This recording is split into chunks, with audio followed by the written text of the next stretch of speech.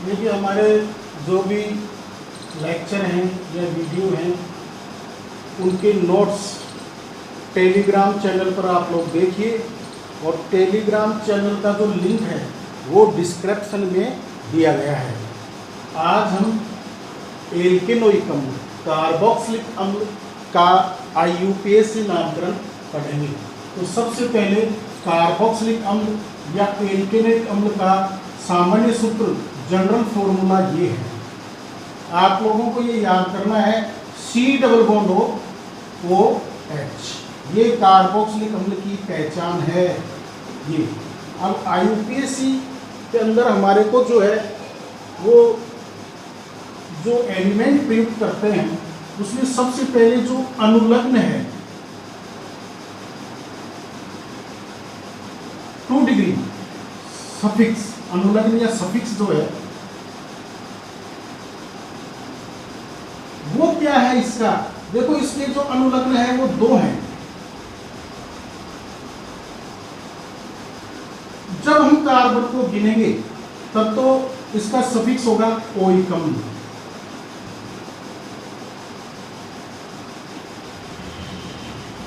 Oic अम्ल, OAC। ये कब लगाएंगे हम सफिक्स? जब कार्बोक्सिलिक समूह के कार्बन परमाणु को हम श्रृंखला में शामिल करेंगे, इसकी गिनती करेंगे, इस पर नंबर डालेंगे, तो इसका जो अनुलग्न है वो है ओइक अम्ल। और यदि ऐसी परिस्थिति आ जाती है कि हम इसके कार्बन को शामिल नहीं करते, वो परिस्थिति आएगी IUPAC के नियमानुसार, तो इसका जो अनुलग्न होगा वो होगा कार्बोक्सिलिक अम्ल।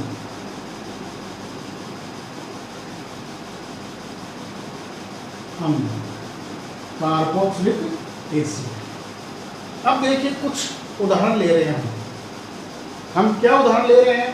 देखिए इस श्रेणी का पहला सदस्य आप बनाना चाहते हो, जैसे ये बनाना चाहते हो आप लोग, C डबल बॉन्ड OH, तो आपको लगाना ही पड़ेगा। कार्बोक्सिलिक अम्ल यदि एल्केनोइक अम्ल बनाना चाहते हैं तो सबसे पहले समूह आपको लगाना पड़ेगा, और इसमें कार्बन है, इसलिए कार्बन की जो वैलेंसी है वो पूरी करने के लिए हमारे को यहाँ पर हाइड्रोजन लगाना पड़ेगा। और इसको कंडेंस्ड फॉर्म में आप ऐसे भी लिख सकते हो। अब इसका नाम बनाना है हमारे को, तो इसका जो सबसे पहले मूल शब्द है वो एक कार्बन है, इसलिए इसका मूल शब्द होगा मेथ। और आगे जो प्राथमिक अनुलग्न है 1 डिग्री जो सफिक्स है वो होगा एन, क्योंकि एन कब लगाते हैं हम? जब कार्बन कार्बन के मध्य एकल बंध हो। तो यहाँ पर तो ये कार्बन एक ही है, तो यहाँ पर एन लगाएंगे और ये इसके कार्बन को गिनेंगे, इसलिए हम जो द्वितीयक अनुलग्न है वो लगाएंगे ओइक अम्ल। तो इसका नाम क्या हो जाएगा? देखो meth plus N plus oic अम्ल।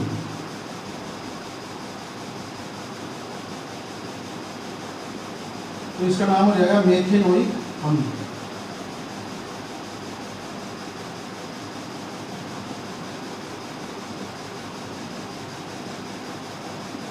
मतलब ये क्रियात्मक समूह, ये फंक्शनल ग्रुप होने पर आप द्वितीयक अनुलग्न लगाएंगे हमेशा ओइक अम्ल, तो इसका नाम हो गया मेथेनोइक अम्ल। इससे पिछले लेक्चर में हमने इनका सामान्य नाम भी बनाया था कि जिन समूहों में कार्बन परमाणु होता है, जिन क्रियात्मक समूह में फंक्शनल ग्रुप के अंदर कार्बन परमाणु होता है, उनका जो सामान्य नामकरण होता है वो अम्लों के आधार पर ही होता है।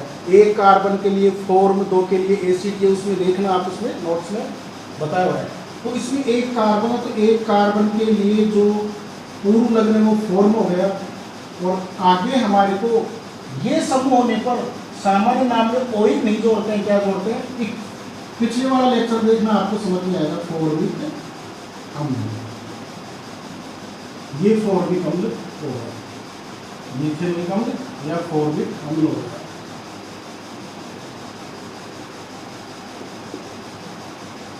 अब देखो इसका दूसरा सदस्य हम बनाना चाहें, शुरू में आप लोगों को क्या इस तरह से अभ्यास करना है, जो स्टूडेंट अभी 11वीं में आए हैं और 12वीं वालों की भी इस बार तैयारी नहीं हो पाई, तो इस तरह से अभ्यास करेंगे। अब देखिए दूसरा सदस्य आप लोगों को बनाना है, तो सबसे पहले एक क्रियात्मक समूह हम खींचेंगे। शुरू में आप लोगों को इसी तरह से अभ्यास करना है, तो आपको ये सूत्र बनाने आ जाएंगे। अब देखो दूसरे सदस्य में 2 कार्बन होंगे तो वो कार्बन इसी साइड में जुड़ेंगे, इधर तो जोड़ नहीं सकते। हाइड्रोजन एक ही बंद बनाता है, ऑक्सीजन 2 बंद बनाता है, ये ऑक्सीजन 2 बंद बनाता है, कार्बन 4, तो कार्बन इधर ही जुड़ेगा। इस हमेशा अम्लीय श्रेणी बनाने के लिए आपको फंक्शनल ग्रुप जो है उसके इधर ही जोड़ना है। तो ये देखो ये आ गया CH3COOH, ये देखो ये आ गया क्रियात्मक समूह, ये फंक्शनल ग्रुप आ गया। इसको आप कंडेंस्ड फॉर्म में ऐसे भी लिख सकते हो। तो अब हम वापस वो नियम लगाते हैं IPC वाला। इसमें सबसे पहले इसमें देखो पूर्व लग्न, प्रीफिक्स तो है ही नहीं, प्रीफिक्स नहीं है इसके अंदर, तो मूल शब्द इसका होगा एक। कार्बन कार्बन के मध्य जो है सिंगल बॉन्ड है, इसको मत देखिए आप डबल बॉन्ड को, कार्बन कार्बन के मध्य सिंगल बॉन्ड है, इसलिए मेथ के बाद एक 2 कार्बन का मूल शब्द है एक, आगे जोड़ेंगे एन, और ये समूह होने पर आपको द्वितीय अनुलग्न मैंने बताया ओइक अम्ल जोड़ना है, तो इसका नाम क्या हो जाएगा 1 + N + ओइक एथेनोइक अम्ल। अंग्रेजी में इसको पढ़ेंगे इथेनोइक अम्ल, इथेनोइक एसिड ये होगा। और इसका सामान्य नाम क्या है? ये समूह होने पर याद रख लीजिए, बार बार बता रहा हूँ, ये समूह होने पर हम द्वितीयक अनुलग्न 2 डिग्री सफिक्स हम ओइक अम्ल लगाएंगे, और सामान्य प्रणाली के अंदर कॉमन नेम में हम इक लगाएंगे। तो 2 कार्बन के लिए एसिड बताया था, एसिड के आगे जोड़ो इक, तो क्या हो गया ये एसिटिक अम्ल, एसिटिक अम्ल होगा। 2 सदस्य हमने इसके बना लिए हैं। हम इस श्रेणी का तीसरा सदस्य बनाना चाहते हैं, तो सबसे पहले ये क्रियात्मक समूह फंक्शनल ग्रुप आपको खींचना है। अब तीसरे सदस्य में 3 कार्बन होंगे, इधर जोड़िए आप 3 कार्बन और इनकी संयोजकता वैलेंसी पूरी कर दीजिए, तो ये हो गया, ये आ गया इधर। अब इसमें मूल शब्द, तो कार्बन कार्बन के बीच में है सिंगल बॉन्ड, इसलिए आप प्राथमिक अनुलग्न लगाएंगे एन, और द्वितीयक अनुलग्न 2 डिग्री सफिक्स ये होने पर मैंने बताया ओइक अम्ल आपको लगाना है, तो इसका नाम क्या हो जाएगा प्रोप + N + ओइक, तो क्या नाम हो गया इसका प्रोपेनोइक अम्ल।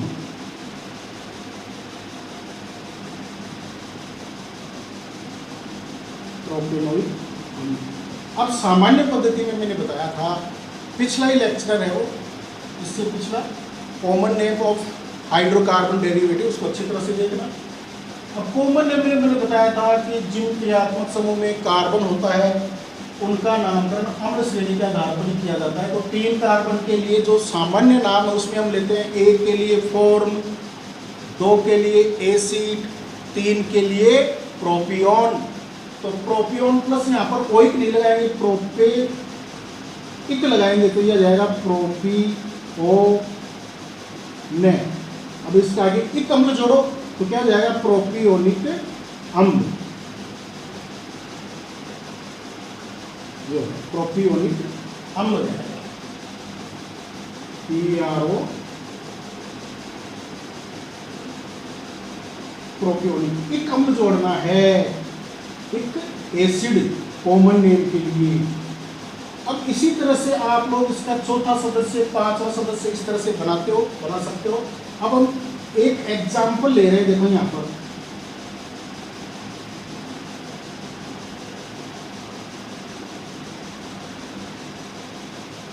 देखिए, इसमें 3 कार्बन की चैन होगी, मुख्य श्रृंखला मेन जो चैन होगी वो 3 कार्बन की होगी, इसको शामिल करना पड़ेगा हमारे लिए आगे की। अब देखो इसमें ये जो मैंने बॉक्स बनाया इसके बाहर एक समूह भी रह गया, ब्रांच है, इसमें साइड चैन है, इसके अंदर प्रतिस्थापी है जिसका द्वितीयक पूर्व लगन होता है, इसका द्वितीयक पूर्व लगन होता है। ये पहले ही वीडियो में मैंने बताया था आप लोगों को। तो इसका द्वितीयक पूर्व लगन सूत्र लिखने का जो फॉर्मूला है वो क्या है, सबसे पहले द्वितीयक पूर्व लगन यदि है तो, फिर उसके बाद में प्राथमिक पूर्व लगन, फिर मूल शब्द, फिर प्राथमिक अनुलग्न और फिर द्वितीयक अनुलग्न। तो यहाँ पर जो है ये रहा साइड चेन प्रतिस्थापी, इसका द्वितीयक अनुलग्न लगाएंगे हम, द्वितीयक अनुलग्न। तो द्वितीयक पूर्व लगन, द्वितीयक पूर्व लगन क्या होगा इसका, मेथिक तो ये हो गया मेथिल कितने नंबर पर आ रहा है, 1 2 नंबर पर, 2 मेथिल। इसको लिखेंगे सबसे पहले 2 मेथिल। अब इसके बाद में इसमें आ जाइए आप, बॉक्स में आ जाइए, इसके अंदर प्रतिस्थापी, सभी जो प्रतिस्थापी हैं, सभी जो सब्स्टिट्यूएंट हैं, उनको लिखने के बाद में हम मुख्य चयन की तरफ आएंगे, इसमें आएंगे। अब देखो इसमें मूल शब्द रूट वर्ड क्या होगा, यहाँ पर 3 कार्बन है तो प्रोप। प्राथमिक जो सफिक्स है, अनुलग्न है, वो एन होगा क्योंकि सिंगल बॉन्ड है। और ये समूह होने पर मैंने बता दिया द्वितीयक अनुलग्न 2 डिग्री सफिक्स कोई कम न लगाएंगे, तो बड़ा सीधा आ गया इसका नाम बना 2 methyl prop plus N plus कोई प्रोपे नोइक अम्ल। सामान्य प्रणाली में क्या हो जाएगा इसके लिए, ये आइसो स्ट्रक्चर है, तो इसका जो नाम होगा सामान्य पद्धति में, वो कॉमन नेम जो इसका होगा वो होगा आइसोब्यूटेरिक अम्ल। आइसोब्यूटेरिक अम्ल, आइसो, इसको अंग्रेजी में ऐसे पढ़ेंगे आइसोब्यूटाइरिक एसिड, आइसोब्यूटाइरिक एसिड पढ़ेंगे इसको, आइसोब्यूटाइरिक एसिड।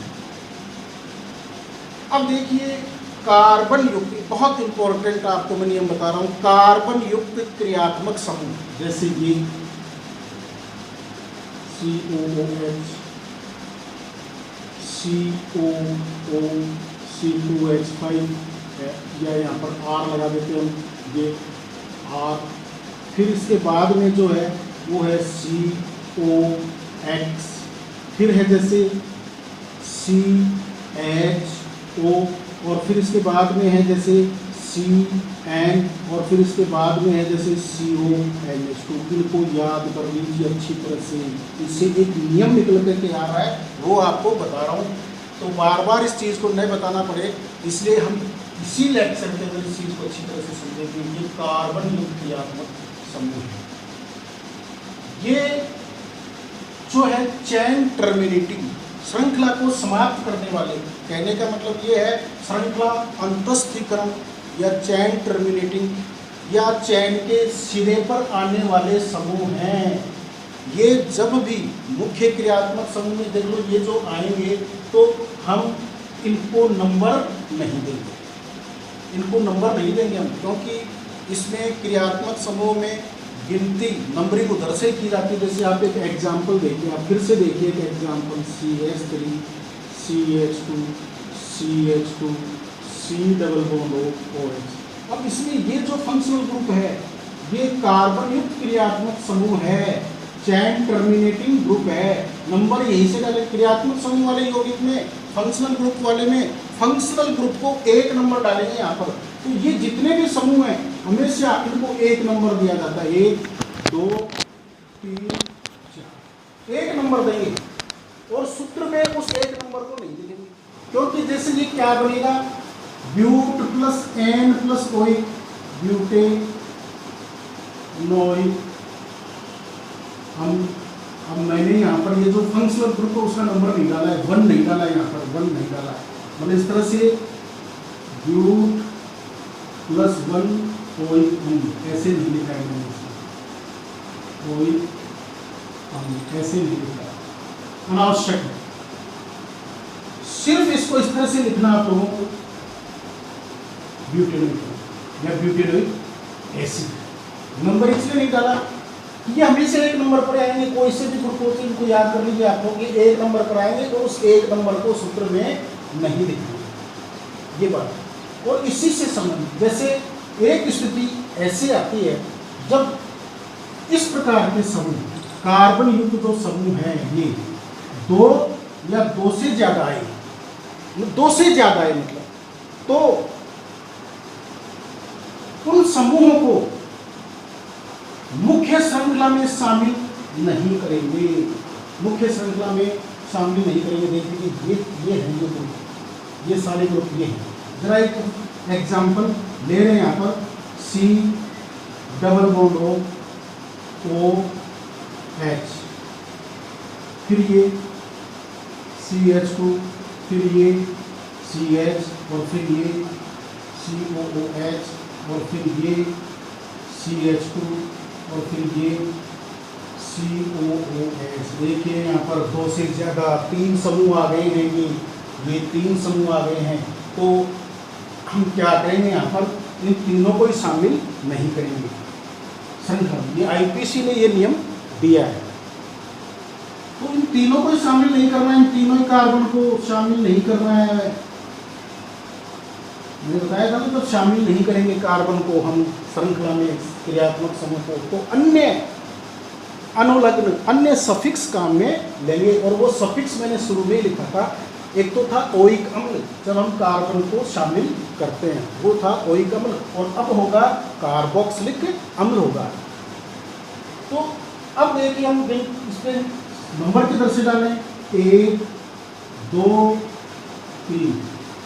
ये क्या करना है, इसमें हमारे को कोई सब्स्टिट्यूएंट द्वितीय पूर्व लगने वाला है नहीं। तो सबसे पहले ये लिखो आप लोग, प्रो प्लस एन, तो क्या हो गया, प्रोपेन। और ये कितने कितने नंबर पर हैं, ये देखो हाइफन, ये 1 2 3 अंकों के बीच में मैंने बताया था कोमा आएगा, और ये जैसे शब्द है और ये अंक है, इसके बीच में हाइफन। अब वहां पर फिर शब्द आएगा हाइफन। अब क्या लिखेंगे, ये समूह कितने हैं, 3 है ये समूह, तो ट्राई शब्द का उपयोग करेंगे। तो क्या जाएगा, ट्राई, कोई अम्ल नहीं लगाएंगे हम इस स्थिति में, ट्राई कार्बोक्सिलिक अम्ल।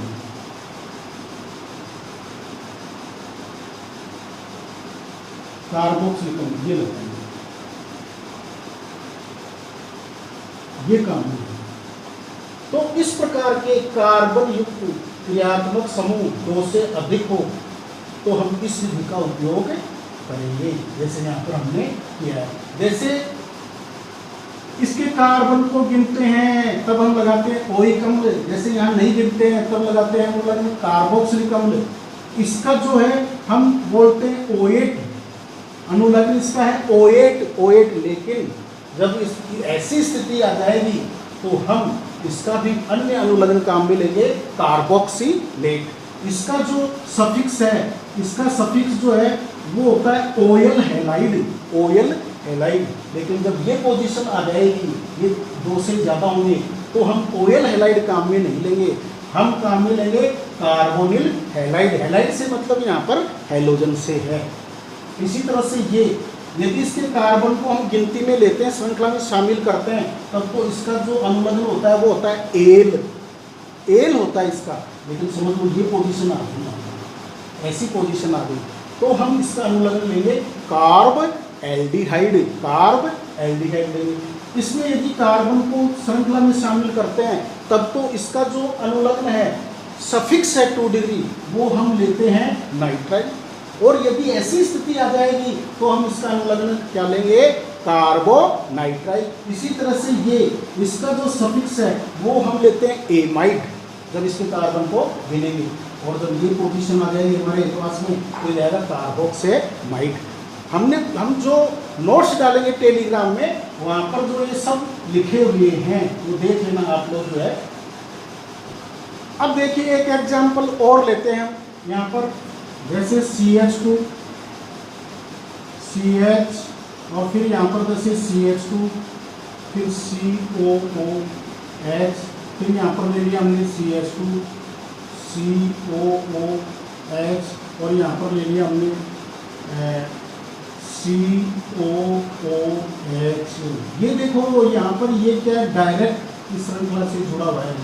यहाँ देखिए ये डायरेक्ट इससे नहीं जुड़ा हुआ है, डायरेक्ट नहीं जुड़ा। ये जो फंक्शनल ग्रुप है यहाँ पर ये डायरेक्ट नहीं जुड़ा हुआ इससे, ये है यहाँ पर। तो इसका हमारे को लेना पड़ेगा प्रीफिक्स पूर्व लगन लेना पड़ेगा इसका। ऐसी स्थिति आ जाए, वो जो पहले एग्जाम्पल लिया था उसमें ये समूह यहाँ पर डायरेक्ट जुड़ा हुआ था, तब वो नियम आपको लगाना है। अब यहाँ पर क्या करना आपको, ये डायरेक्ट नहीं जुड़ा हुआ है तो इसका पूर्ण लगन काम में लिया जाएगा। तो देखो अब क्या करेंगे, इसको हम इनको शामिल कर लेंगे, हम इनको शामिल कर लेंगे और नंबरिंग भी डाल देंगे। हम नंबरिंग किधर से करेंगे, ये देखो 1 2 3 और इधर से भी 1 2 3, तो ये लिख सकते हो आप लोग 1 2 3 4 5। अब देखो इसका जो पूर्ण लगन होता है, जो प्रीफिक्स होता है, वो होता है कार्बोक्सी।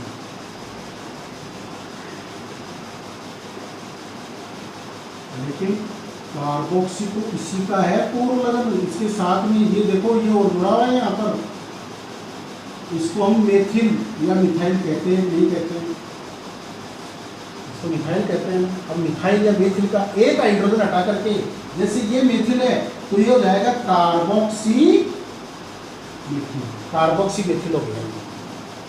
तो इसका जो हमारे को पूर्ण लगन लगाना है, कितने नंबर पर आ रहा है, ये 3 नंबर पर। क्या आएगा इसका नाम, कार्बोक्सी मेथिल।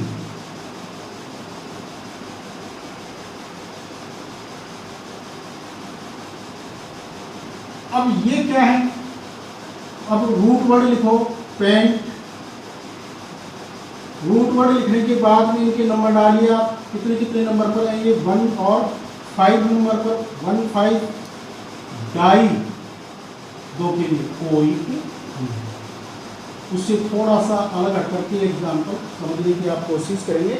उस यदि ये डायरेक्ट जुड़ा हुआ होता तो ये निकाल भी नहीं देते, तो ये डायरेक्ट नहीं जुड़ा हुआ, ये समझ को यहाँ पर किया है।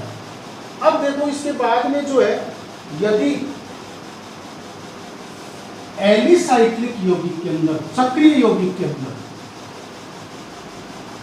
वो ये जो मैंने जो समूह बताए हैं 6, ये डायरेक्ट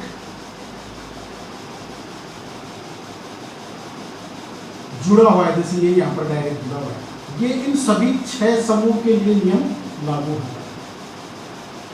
ये यदि डायरेक्ट जुड़ा हुआ है तो इसको भी हम शामिल नहीं करेंगे, और जब हम इसको शामिल नहीं करते हैं कार्बन को, तो हम इसका अनुलग्न लगाते हैं कार्बोक्सिलिक अम्ल।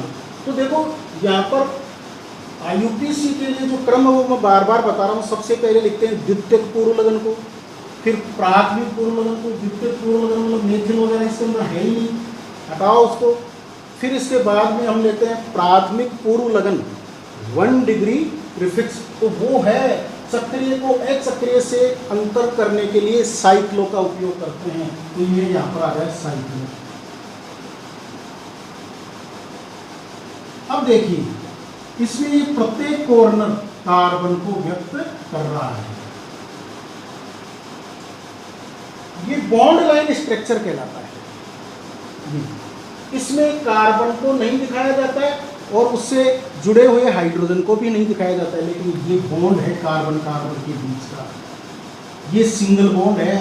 तो निश्चित रूप से यहाँ पर CH2 होगा, क्योंकि कार्बन की 4 संयोजकता कैसे पूरी होगी इस कार्बन की वजह से, 1 2 और 2 हाइड्रोजन से होगी। तो ये साइक्लो हमने लगा दिया इसमें, साइक्लो। फिर कितने कार्बन इसके अंदर, 6, तो 6 से क्या बनेगा, X प्लस N हेक्सेन। अब क्या लगाएंगे, कोई कम नहीं लगाएंगे क्योंकि इसको तो शामिल नहीं किया हमने। हेक्सेन कार्बोक्सिलिक अम्ल लगाएंगे।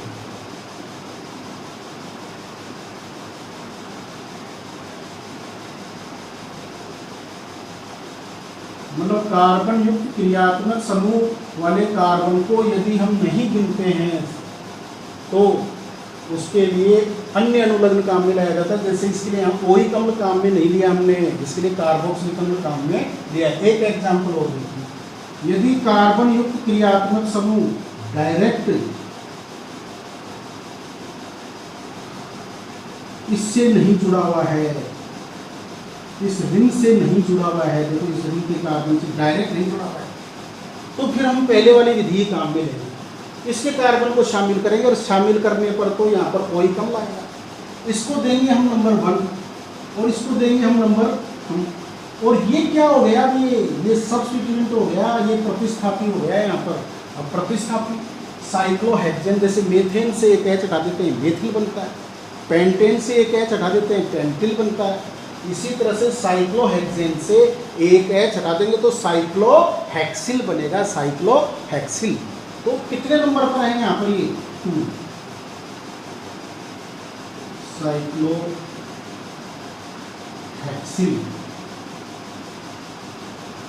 या साइक्लोहेक्साइल, साइक्लोहेक्सिल। 2 कार्बन का मूल शब्द एच प्लस एन प्लस कोई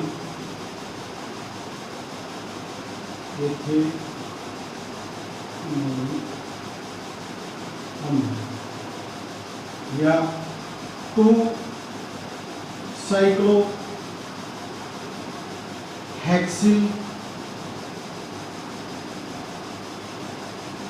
एथेनॉल। इंग्लिश में इसको कैसे पढ़ेंगे, 2 साइक्लोहेक्साइल इथेनोइक एसिड। ये 2 नंबर जो यहाँ लगाना अनावश्यक है, क्यों? क्योंकि ये देखो यहाँ से पता चल रहा है आपको एक 2 कार्बन का यौगिक है, 2 कार्बन का यौगिक है। इस तरह से 2 कार्बन की मुख्य चयन है, उसमें निश्चित रूप से इस पर तो आ ही नहीं सकता, ये सब इस पर थोड़ी आ जाएगा। आप इस पर यदि इसको लगाना चाहें अच्छी तरह से समझने के लिए, अब ये ले लिया, अब ये जो कार्बोक्सिलिक समूह है ये इससे डायरेक्ट नहीं जुड़ा हुआ, इसका मतलब ये मुख्य चयन ये होगा। इस पर नंबर इधर से डालेंगे 1 2 3। अब देखिए ये साइक्लोहेक्सेन का एक हाइड्रोजन हटा देंगे तो साइक्लोहेक्सिल ही तो बनेगा, साइक्लोहेक्सेन थोड़ी कहेंगे इसको, ये प्रतिस्थापी है, इसका द्वितीय पूर्णलगन होगा साइक्लोहेक्सिल। कितने नंबर पर है ये? 3 नंबर पर। तो 3 साइक्लोहेक्सिल। फिर इसके बाद में मूल शब्द इसका प्रो प्लस एन प्लस कोई अम्ल। अब देखिए ये एग्जाम्पल देखिए आप लोग, ये साइक्लोहेक्सेन नहीं है, यहाँ पर एक द्विबंध है कार्बन कार्बन के बीच में। ये बॉन्ड लाइन फॉर्मूले होते हैं, तो कार्बन कार्बन के बीच में डबल बॉन्ड होने के कारण से यहाँ पर एन नहीं आएगा, प्राथमिक अनुलग्न ईन आएगा। और ये देखो इससे डायरेक्ट जुड़ा हुआ है, इसलिए यहाँ पर हम कोई अम्ल भी नहीं लगा सकते। इस तरह से क्या लगाएंगे, जब इस कार्बन को नहीं गिनेंगे तो मैंने बताया था कार्बोक्सिलिक अम्ल। अब यहाँ पर जो है ये साइक्लोहेक्सीन है, और नंबर भी देख लीजिए, जैसे 1 2। अब इसको कितना नंबर मिला, डबल बॉन्ड को 1 नंबर मिला, इसलिए इसका 1 नंबर लिखेंगे। तो क्या नाम हो जाएगा इसका नाम हो जाएगा साइक्लोहेक्सीन।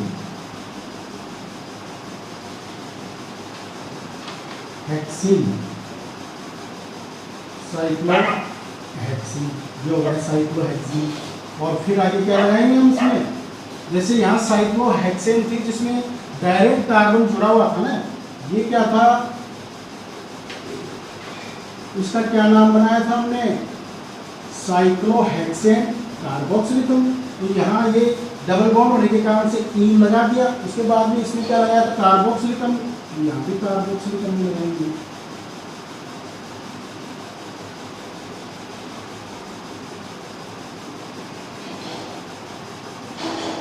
मतलब यहाँ द्विबंध की स्थिति दर्शाई गई 1 नंबर पर ही आ रहा है।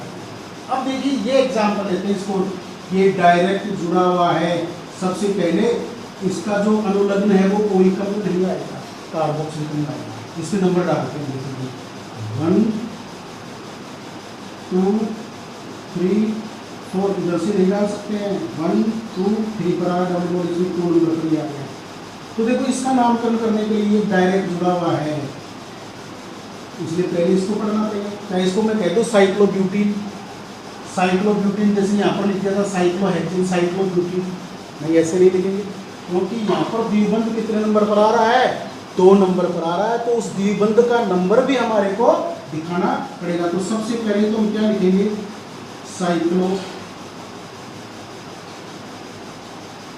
फिर इसके बाद में मूल शब्द ब्यू, और फिर इसके बाद में 2 3।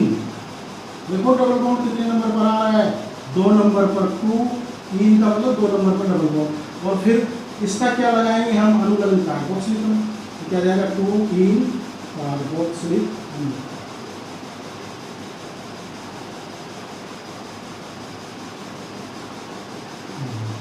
ये 2 लगाना यहाँ जरूरी है, तो ये बता रहा है कि डबल बॉन्ड 2 नंबर पर है। तो ये कंफर्म हो जाना चाहिए। जब वो जो 6 समूह मैंने लिखे थे बोर्ड के ऊपर, ये 6 समूह कार्बन युक्त यदि आते हैं तो उनके कार्बन को शामिल नहीं करते हैं और अन्य अनुलग्न हम प्रयुक्त करते हैं। देखिए अब इस एग्जाम्पल को आप देखिए, इसमें जो है ये देखो यहाँ पर डायरेक्ट नहीं जुड़ा हुआ है, इसलिए इसको हम श्रृंखला में शामिल करेंगे और ये प्रतिस्थापी होगा। ये जो समूह ये प्रतिस्थापी होगा, इसका द्वितीयक पूर्व लग्न हम सामने लेंगे। तो ये देखिए डायरेक्ट नहीं जुड़ा हुआ है, इसलिए ये प्रतिस्थापी होगा। कितने नंबर पर जुड़ा हुआ है, ये 2 नंबर पर जुड़ा हुआ है। इसकी द्विबंध की स्थिति जो हमारे को दर्शानी पड़ेगी, द्विबंध की स्थिति क्या है, 2 नंबर पर है। तो सबसे पहले ये जो प्रतिस्थापी है इसके बारे में हम लिखेंगे।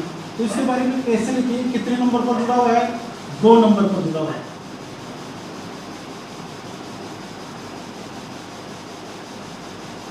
तो ये 2 नंबर मैंने यहां पर लिख दिया।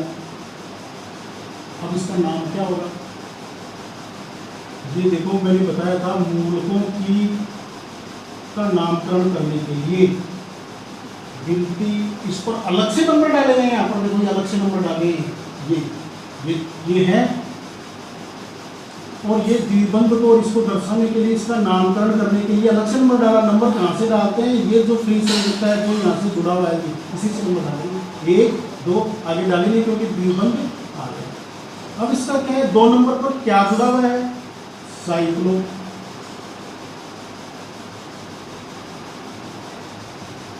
ब्यूट 2 इनिल। इनिल क्यों कहा है, इनिल इसलिए कहा जैसे इन, एल्केन का इन होता है, जैसे एल्केन में इल कर देते हैं तो यहाँ भी अनुलग्न इल आएगा। तो इन के आगे जोड़ो इल तो क्या हो गया, इनिल, ये आ गया। 2, ये 2 नंबर किसका है, इनिल, ये 2 नंबर है इसका, 2 नंबर पर इन है। फिर ये इल क्यों आ गया यहाँ पर, क्योंकि ये जो समूह है अब साइक्लो ब्यूटीन नहीं रहा, ब्यूटीन नहीं रहा, 2 इन नहीं लिखेंगे इसको क्योंकि एक हाइड्रोजन हटा दिया, इसलिए हो जाएगा 2 इनिल। और क्या होगा यहाँ पर 2 कार्बन वाला यौगिक अनुलग्न, एक थे यौगिक। अब देखिए थोड़ा सा बॉन्ड लाइन फॉर्मूले के बारे में थोड़ी थोड़ी चीजें समझ लो आप लोग। बॉन्ड लाइन जो बंद रेखा संरचना सूत्र होता है उसमें कार्बन और हाइड्रोजन को नहीं दर्शाया जाता है। जैसे यहाँ पर देखो कार्बन कार्बन बंद को तो दर्शाया गया है, लेकिन यहाँ पर कार्बन और हाइड्रोजन जो यहाँ है उनको नहीं दर्शाया गया है। ऐसे देखो यहाँ पर, लेकिन इसमें इस नियम में एक चीज याद करो आप लोग, ये जो प्रत्येक कॉर्नर है, ये 2 रेखाओं का प्रतिच्छेद बिंदु ये कार्बन को व्यक्त करता है, ये कार्बन को व्यक्त करता है। इसमें मैंने फिर यहाँ पर ये O क्यों दिखा दिया। देखिए इस संरचना सूत्र की एक विशेषता है कि यदि श्रृंखला में चैन के अंदर विषम परमाणु है, हेटेरो एटम है, जैसे ऑक्सीजन, नाइट्रोजन, सल्फर, तो उसको दर्शाएंगे। देखो यही तो होता है। तो निश्चित रूप से ये कॉर्नर जो है कार्बन को व्यक्त कर रहा है, ये कॉर्नर भी कार्बन को व्यक्त कर रहा है, लेकिन यहाँ ऑक्सीजन को हमारे को दर्शाना पड़ेगा C डबल बॉन्ड O। अब देखो यहाँ पर भी ये क्या है, ये ऑक्सीजन जुड़ी हुई है, तो इस ऑक्सीजन को भी दर्शाना पड़ेगा और इससे जुड़े हुए हाइड्रोजन परमाणु को भी दर्शाना पड़ेगा। तो बॉन्ड लाइन जो स्ट्रक्चर है, बंद रेखा जो संरचना सूत्र है, उसके लिए थोड़ा सा मैं बता रहा हूँ। जैसे यहाँ पर देख लीजिए कार्बन नहीं दर्शाया, इससे जुड़ी हाइड्रोजन भी नहीं दर्शाई, ये कार्बन नहीं दर्शाया, ये भी नहीं दर्शाया, लेकिन यहाँ पर हम कह सकते हैं यहाँ पर CH2 आएगा। क्यों आएगा CH2, यहाँ पर CH आएगा। देखो कैसे आएगा CH, कार्बन की एक संयोजकता ये पूरी हो गई, दूसरी संयोजकता ये हो गई और तीसरी ये एक ऐसा जाएगा। तो इसमें जो विषम परमाणु होता है उसको जरूर दर्शाया जाता है। यहाँ कार्बन से क्या जुड़ा डबल बॉन्ड के द्वारा, ऑक्सीजन उसको ऐसे दर्शाएंगे। यहाँ पर कार्बन से क्या जुड़ा हुआ है, देखो यहाँ जो कार्बन है ये जो कार्बन है, इस कार्बन से क्या जुड़ा हुआ है, OH, ऑक्सीजन, इसको भी दर्शाया है इस प्रकार से। इसमें भी देख लो आप, इसी को बॉन्ड लाइन स्ट्रक्चर के रूप में लिखा है, इसी से भी यही नाम आएगा। देखो ये 2 नंबर कहाँ से डालेंगे, 1 2, अब ये समूह यहाँ पर जुड़ा हुआ है तो निश्चित रूप से यहाँ पर क्या होगा, CH2 होगा, वही नाम आएगा निकल करके। ये कितने नंबर पर जुड़ा हुआ है, ये 2 नंबर पर, देखो ये 2 नंबर। फिर क्या है ये, साइक्लोब्यूटीन नहीं है, ध्यान रखो ये साइक्लोब्यूटीन हो गया, अब ये साइक्लोब्यूटीनिल होगा, साइक्लोब्यूटीनिल, क्योंकि ईन का एक ऐसा खाएंगे तो इनिल या है, ये भी इसी से संबंधित था। ये देखिए, इसको देखिए आप, इसमें कार्बोक्सिलिक समूह 2 है यहाँ पर, इसको ऐसे लिख सकते हो आप, C double bond O OH COH, ये डाई कार्बोक्सिलिक अम्ल है। अब इसका नामकरण कैसे पढ़ेंगे, 2 बार है ये समूह,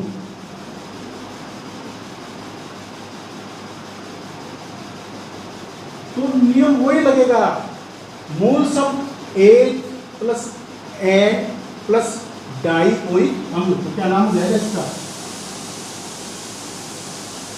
एथेन डाइओइक अम्ल।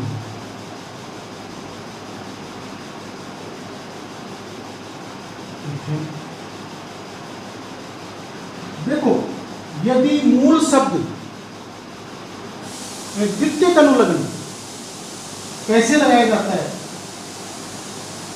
यदि ये जो प्राथमिक अनुलग्न है, ये प्राथमिक अनुलग्न ये AEIOU से समाप्त होता है और आगे आने वाला जो अनुलग्न है, द्वितीयक अनुलग्न है, वो AEIOU के अलावा अन्य अक्षर से शुरू होता है, तो ये ई नहीं हटेगा, तो क्या जाएगा, डाई।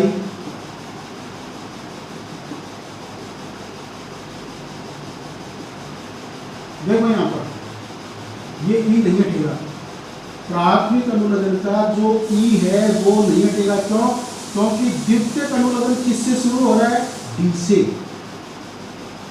यदि द्वितीयक अनुलग्न, जैसे ये देखो आप लोग, ethanoic acid ETHANOIC, ethanoic acid, इसमें देखिए आप लोग, इसमें मैंने ई हटा दिया बात को, इसमें नहीं हटाया, इसमें क्यों हटाया ई, क्योंकि द्वितीयक अनुलग्न ओ से शुरू हो रहा है, इसमें हटा दिया, तो ये इसका नाम क्या होगा, ईथेन डाइओइक अम्ल। अब ये देखिए आप लोग CH2, इसका नाम आप खुद बना सकते हैं और नंबर डालने की जरूरत नहीं है यहाँ पर। ये देखो, ये 1 नंबर पर, ये 2 पर और ये 3 पर, तो चूंकि कार्बन ये जो क्रियात्मक समूह वो सिरों पर ही तो आते हैं, चैन टर्मिनेटिंग ग्रुप है, तो इसका नाम क्या हो जाएगा, प्रोपेन प्लस डाइओइक अम्ल, तो क्या नाम हो जाएगा, प्रोपेन डाइओइक अम्ल हो जाएगा। इसको आप ऐसे भी लिख सकते हो, ये प्रोपेन डाइओइक अम्ल, ओइक से पहले डाइक शब्द लगाया है, डाई क्यों लगाया, क्योंकि ये 2 बार आ रहा है। ऐसे ही ये देखो क्या हो जाएगा, CH2। अच्छा, इसका जो सामान्य नाम है, इसका सामान्य नाम है, इसका सामान्य नाम देखिए पहले, इसका सामान्य नाम है, कॉमन नेम है इसका ऑक्जेलिक अम्ल, ये भी याद करना आप लोगों को, बहुत काम में आता है, ऑक्जेलिक अम्ल।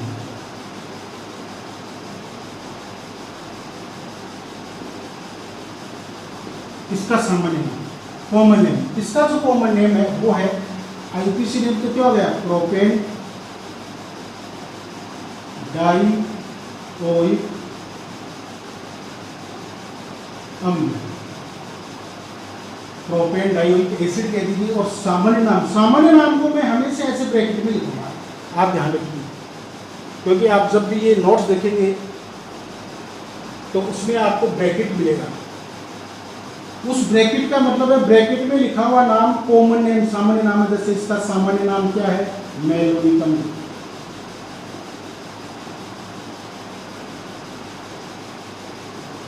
जो ही आप टेलीग्राम चैनल पर हमारे नोट्स देखेंगे उसमें ब्रैकेट में लिखे हुए सभी नाम कैसे होंगे, सामान्य नाम होंगे। ये प्रोपेन डाइओइक अम्ल हो गया।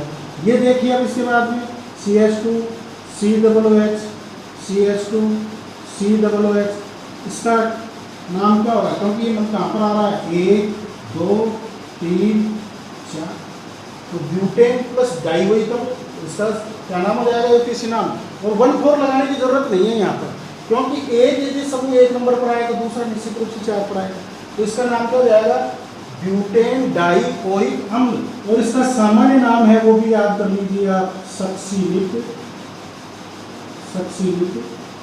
अम्ल। नोट्स में और भी बहुत सारे डाइओइक अम्ल दिए हैं, उनको आप पढ़ लेंगे। देखिए इससे जो पिछला वीडियो है जो कॉमन नेम का हाइड्रोकार्बन वैल्यू, उसको बार बार जरूर देखिए। वहां पर मैंने बताया था यदि 3 कार्बन युक्त श्रृंखला है और 2 नंबर पर यदि द्विबंध है तो आपको एक विशिष्ट जो पूर्व लग्न है वो काम में लेना है। वो क्या काम में लेना है, एक्रिल काम में लेना है, एक्रिल। वहां पर बताया था मैंने, 1 कार्बन के लिए फॉर्म, 2 के लिए एसिड, 3 के लिए प्रोपियोन, 4 के लिए ब्यूटिल या ब्यूटाइल, 5 के लिए पेंट्रिन या वेनर। ऐसे ही ये है जैसे 3 कार्बन की श्रृंखला 2 नंबर पर डबल बॉन्ड हो तो पूर्व लग्न लेंगे हम एक्रिल, क्योंकि सामान्य नाम बढ़ा रहे हैं इसका हम, तो सामान्य नाम बढ़ाएंगे तो क्या होगा, आगे इक अम्ल जोड़ो तो इसका सामान्य नाम तो क्या जाएगा, एक्रिलिक। हम अब आईपीसी नाम बताओ आप लोग क्या होगा, तो आईपीसी नाम के लिए क्या है, प्रो मूल शब्द प्लस 2 ई प्लस ओ,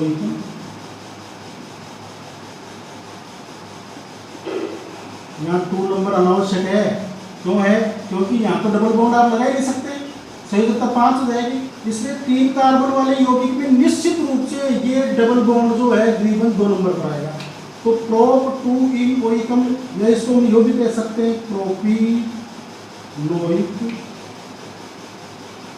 अम्ल, प्रोपीनोइक अम्ल। और याद कीजिए सामान्य नाम क्या होगा, एक्रिलिक अम्ल। एक्रिल शब्द का उपयोग कब करेंगे हम, जब 3 कार्बन की श्रृंखला 2 नंबर पर डबल बॉन्ड हो, तो इस प्रकार के सभी यौगिक, जैसे आप इसका नाम बता सकते हो, आप इसका अनुलग्न है नाइट्राइल, और 3 कार्बन युक्त यौगिक जिसमें 2 नंबर पर डबल बॉन्ड है तो आप क्या कहेंगे, एक्रिल। तो इसमें देखो ओ नाइट्राइल लगाया जाता है, सामान्य पद्धति में इनका जो अनुलग्न है वो ओ नाइट्राइल, जिसका नाम क्या हो जाएगा, एक्रिलो नाइट्राइल। और देखिए आप example CH2 double bond CH CHO, इसका जो अनुलग्न है वो एल्डिहाइड है, सामान्य पद्धति में तो इसका नाम क्या हो जाएगा, एक्रिल एल्डिहाइड हो जाएगा। इसी तरह से देखिए आप लोग, यदि 4 कार्बन की श्रृंखला है और 2 नंबर पर द्विबंध है तो आप प्रोटॉन का उपयोग करेंगे, प्रोटॉन, और उसके आगे एक अम्ल जोड़ दो तो क्या जाएगा, प्रोटोनिक अम्ल। ये तो इसका सामान्य नाम हो गया। ये चीज याद कीजिए आप अच्छी तरह से। 3 कार्बन की श्रृंखला 2 नंबर पर द्विबंध एक्रिल, 4 कार्बन की श्रृंखला 2 नंबर पर द्विबंध प्रोटॉन, प्लस आगे अनुलग्न जोड़ते जाएंगे, सामान्य नाम क्या हो जाएगा इसका, देखो डबल बॉन्ड यहाँ पर है, 1 2 3 4, यहाँ लगाना पड़ेगा, तो इसका नाम क्या होगा, ब्यूट 2 ई ओइक अम्ल, या ऐसे भी कह सकते हो 2 ब्यूटिलोइक अम्ल। मतलब बहुबंध में और फंक्शनल ग्रुप क्रियात्मक समूह में पहले बहुबंध का नंबर लिखते हैं और उसका अनुलग्न लगाते हैं, जैसे यहाँ पर लगाया है इन। फंक्शनल ग्रुप जो है वो लास्ट में आएगा, इनका द्वितीयक अनुलग्न होता है, इनका भी लास्ट में ही आएंगे। तो मैंने उस पे एक चीज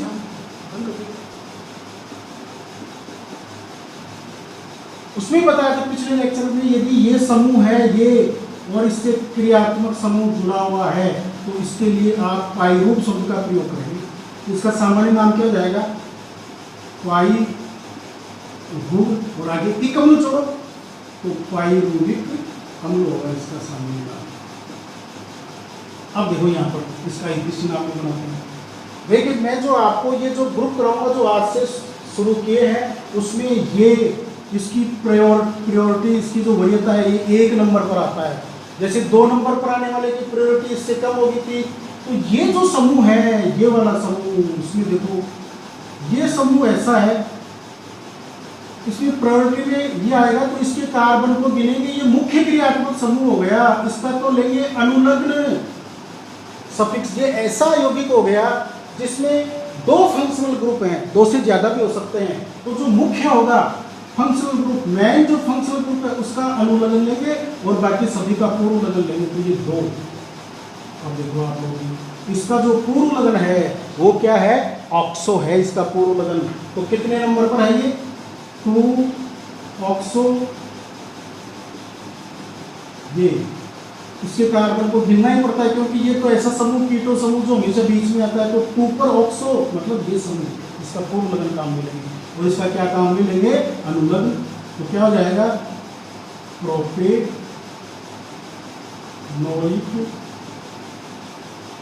अम्ल। यहाँ 2 नंबर लगाना आवश्यक है क्योंकि 3 कार्बन वाले यौगिक में ये समूह 2 नंबर पर ही आ सकता है। कीटो समूह 3 नंबर पर तो आ ही नहीं सकता क्योंकि इसके दोनों तरफ कार्बन होने चाहिए। देखो यहाँ पे इसको लगा ही नहीं सकते,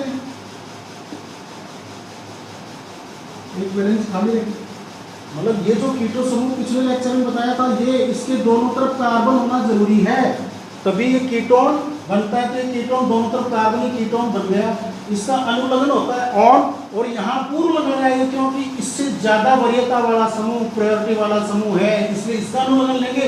इसका पूर्व लगन लेंगे हम। इसका पूर्व लगन C डबल बॉन्ड होगा, क्या है इसका, कीटो समूह का अनुलग्न ऑन और पूर्व लगन इसका ऑक्सो। तो आप देख लीजिए 1 2 3 जा सकता है, ये इसकी कार्बन कहानी है। इसलिए 3 कार्बन वाले यौगिक में ये 2 नंबर पर ही आएगा, इसलिए नंबर नहीं भी डाले तो कोई खास बात नहीं है।